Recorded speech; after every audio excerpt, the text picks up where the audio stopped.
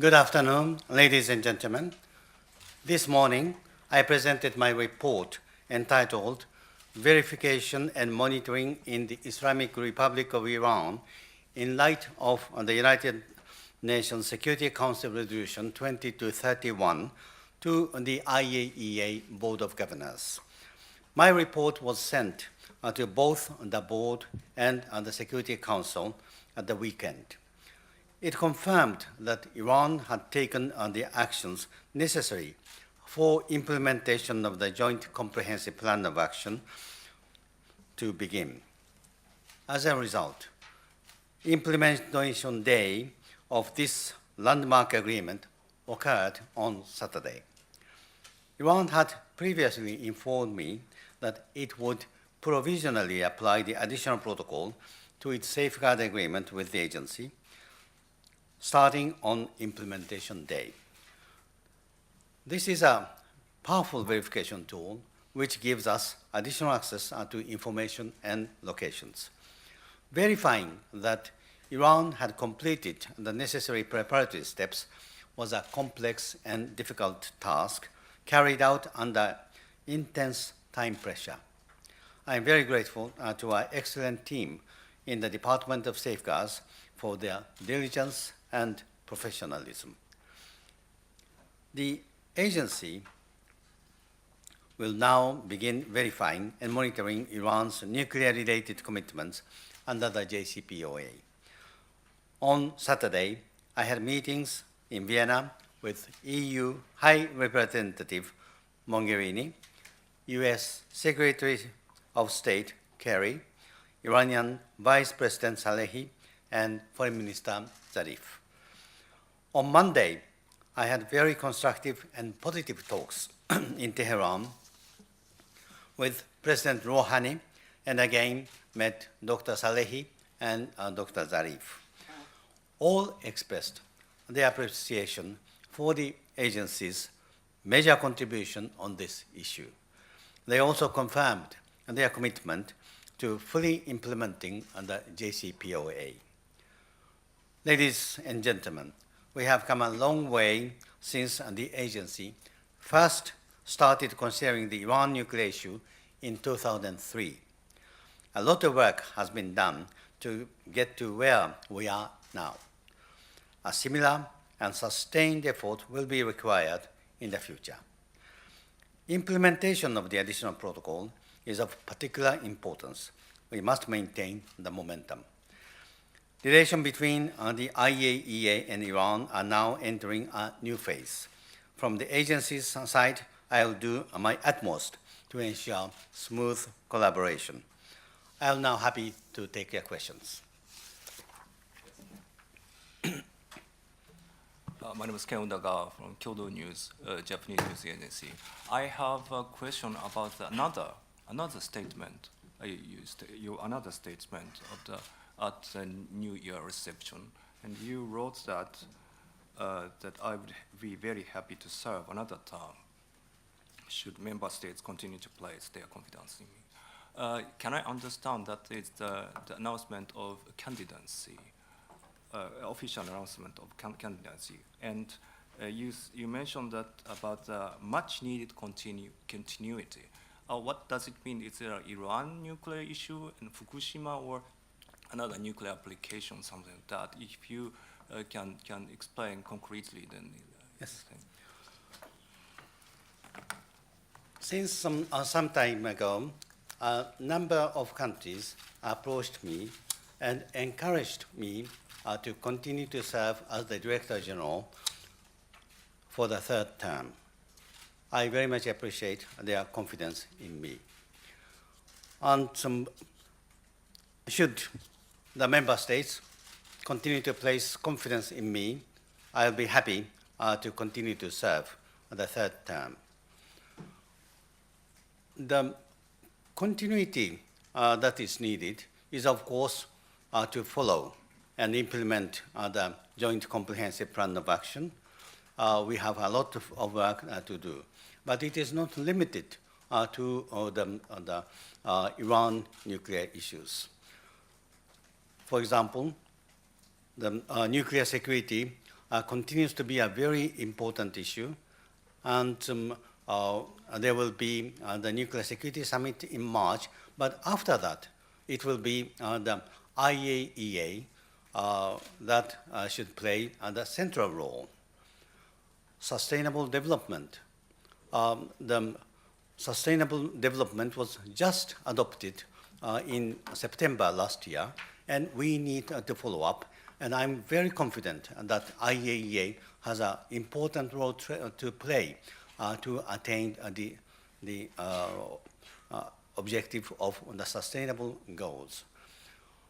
On nuclear safety, we have released the Fukushima report, but by no means it is the end. Nuclear safety must come first when we use the nuclear technology for peaceful purpose, including power. So the IAEA is now facing historical challenge, and for that, continuity is needed.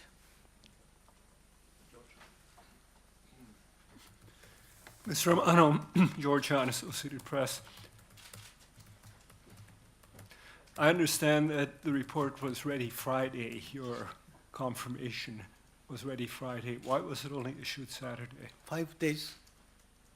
Your report, your confirmation that Iran was fulfilling its obligations, Yes. was ready Friday. Why was it only issued Saturday? We were doing our best to confirm the completion of the preparatory steps on the ground, and but we understand that there were discussions on some issues among the P5+1, and as the IAEA is not the party to these talks, I do not know the details. And I also have to say that there was no specific deadline or timeline. When you asked me last time, I said that providing the report in January is not impossible if everything goes well. So there was no specific date, determined specific date.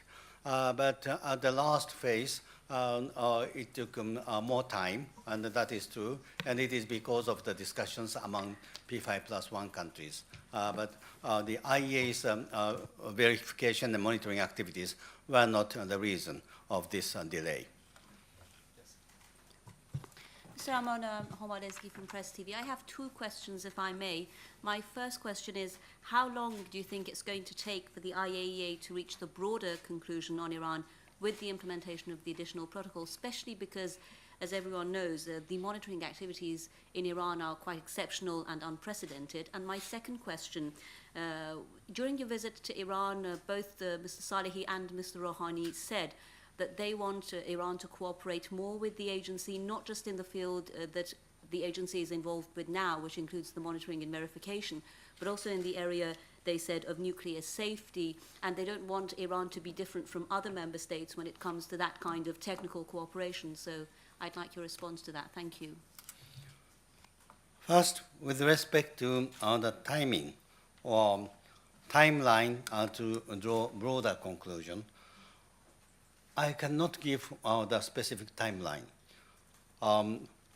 We just started to implement the additional protocol on JCPOA 3 days ago. Today is the 19th, so 3 days ago.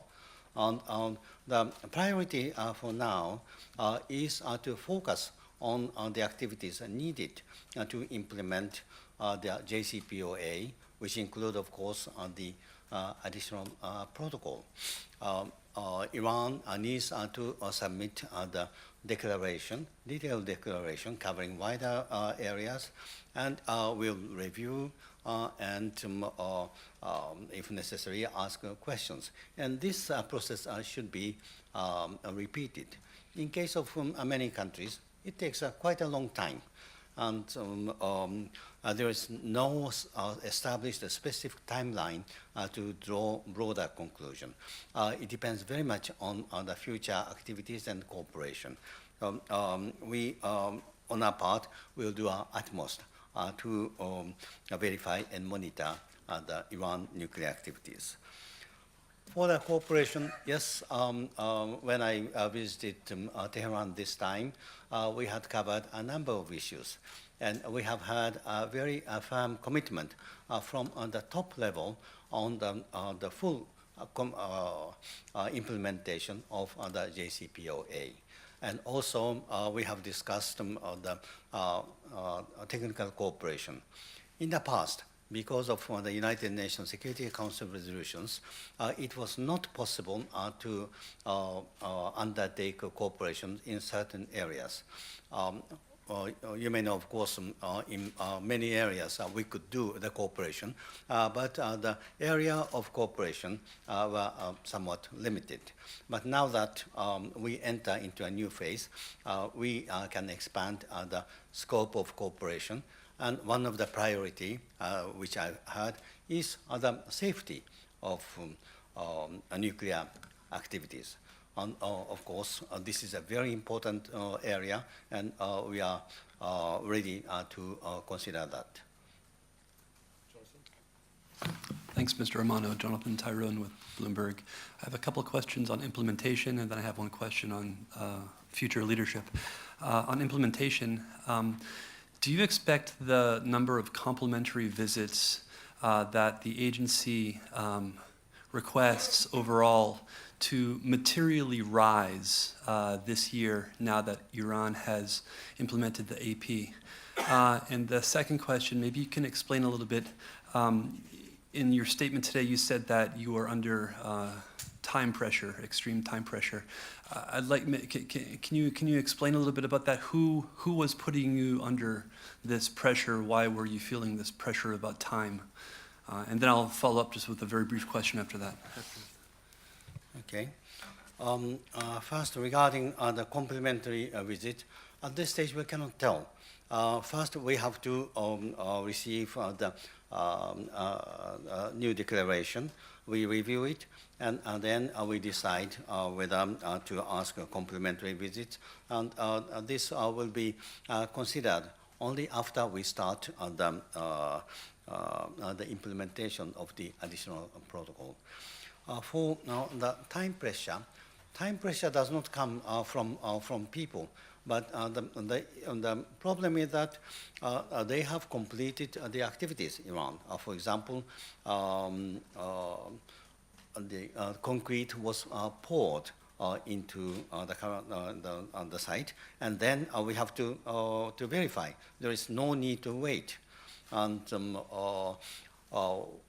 when we receive the samples, we analyze, and we have no intention to prolong. So these once the activities are completed, and then it is our role to verify, and we need to do it in a reasonable timeline. And it depends on the activity. There are some issues that we can do immediately. For example, if we see that something is completed, we place on the seal, we place the camera, and it's done. For the samples taken from some place, we need to bring it to our laboratory, and we need to analyze it.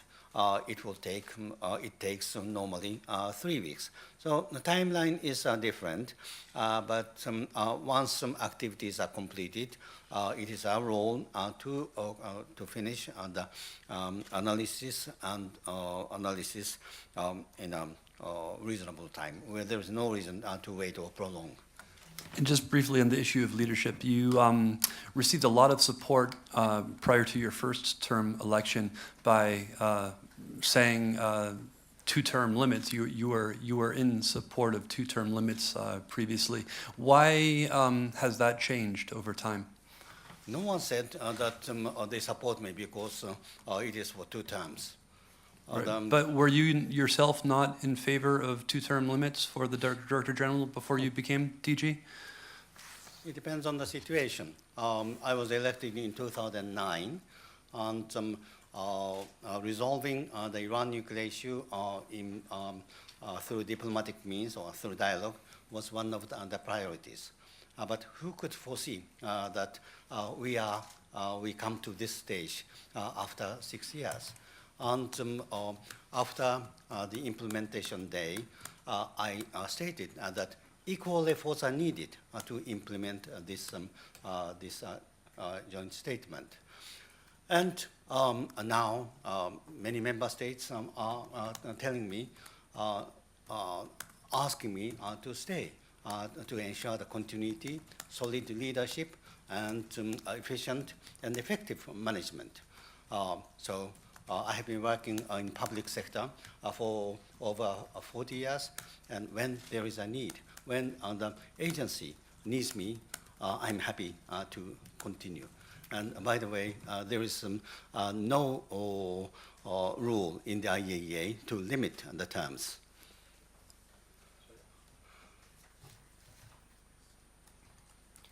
Thank you, Mr. Amano. This is Shadia Nasrallah from Reuters News Agency. In your previous statement, you said there was a need for full cooperation, or that full cooperation from Iran is needed. Now, there are several ways to read this. Does this mean they're cooperating less than fully now? Thank you. No, I do not mean it. Full cooperation is needed from all the corners. It is not only for Iran, for other countries, for the other members of the board, and from my staff. This is the joint work of all the stakeholders. And reaching agreement was difficult. Implementing requires similar efforts. And in order to do that, it cannot be done by one or two countries, one or two stakeholders. Everyone needs to fully cooperate. A good example is funding. We need funding from many countries. So I meant that all the countries need to fully cooperate to make the implementation of JCPOA sustainable. And with respect to Iran, I visited Tehran yesterday, and I heard from the highest level the commitment to the full implementation of the JCPOA. Ishiguro of Yomiuri Shimbun. I have a specific question regarding Kazakhstan's facility of a nuclear fuel bank. JCPOA writes that Kazakhstan's fuel bank could be the destination of excess of a stock of Iran's low-enriched uranium. But in the end, all of the excess stock were shipped to Russia. Does that mean that there's anymore no usefulness of the Kazakhstan's facility, or still there are some importance of that? This is a completely different story. The LEU Bank in Kazakhstan is the last resort to address the situation in which low-enriched uranium becomes unavailable by the reason other than economic one. And with or without Iran issue, there is a need to establish a LEU Bank. I understand at some moment the LEU Bank was considered to be the destination for ship out Kazakhstan was considered to be the destination to ship out the material, but at the end, arrangement was made otherwise. So LEU Bank, we don't have the physical facility yet at Kazakhstan for the LEU Bank. We have reached agreement on the host state agreement. We are now discussing with them how should be the facility, and procurement will be much later. So these are completely different things, and objective is different, nature is different, so we need to separate these two things. Here, Raquel Gonzalez from Hispan TV. Mr. Amano, you mentioned that a new phase in relations with Iran begins for the IAEA. Could you be more specific on this? What do you expect for this new phase? Yes. Thank you. Yes. One very clear difference is that in the past, we could implement a comprehensive safeguard. And with respect to the comprehensive safeguard, the modified Code 3.1 was not implemented. Now we have the additional protocol, and we have the transparency measures. So the verification tool is completely different now and before. Also, the nuclear activities in Iran is reduced. So we have different activities that we need to verify. Also, in the area of cooperation, in the past, because of the United Nations Security Council resolutions, the areas in which we could cooperate were limited. Now, this limitation is not there. So we can cooperate with Iran in a wider areas. These are some of the examples of differences, but the situation is very different now than before. Any more questions? Thank you very much for coming. I missed to answer one question. You asked me if my statement was a formal one or informal one. The process of formal process of election will start late summer or early autumn this year, and when time comes, I'll make a formal communication to the chairman of the board. But already I have identified a number of important issues in the coming year, this year. So I have identified election as one of the important issue, as well as many other issues. Thank you. Okay, thank you very much.